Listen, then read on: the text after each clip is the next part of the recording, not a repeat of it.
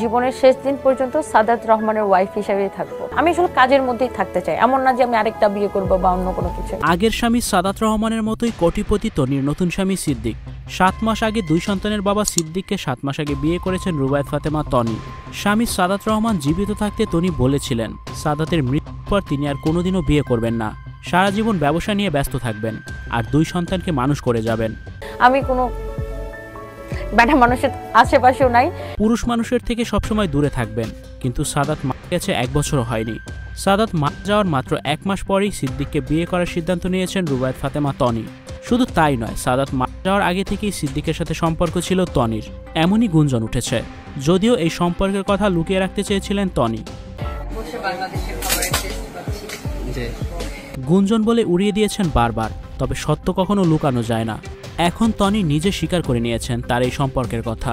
তনির স্বামী সিদ্দিক লন্ডন প্রবাসী। তনির মতো তিনিও বিবাহিত, তার 2 সন্তান আছে। তনির প্রেমে পড়ে নাকি আগের বউকে তালাক দিয়েছেন সিদ্দিক। সিদ্দিক খুলনার ছেলে।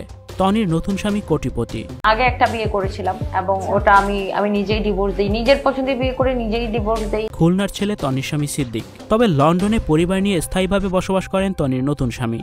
তার নিজের ব্যবসা প্রতিষ্ঠান আছে 2টি। তিনি মানসিব টেলিকমের ম্যানেজিং ডিরেক্টর। এছাড়া তিনি ক্যাফেলেটে বার্কিংয়েরও মালিক।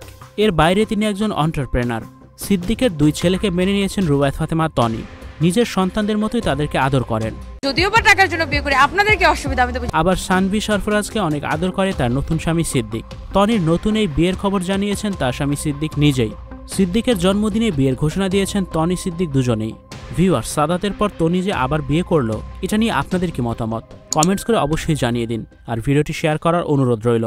Icon focus 24 TV, powered by 4D Fourth Dimension। আমাদের চ্যানেলটি সাবস্ক্রাইব করে আমাদের সাথে থাকুন।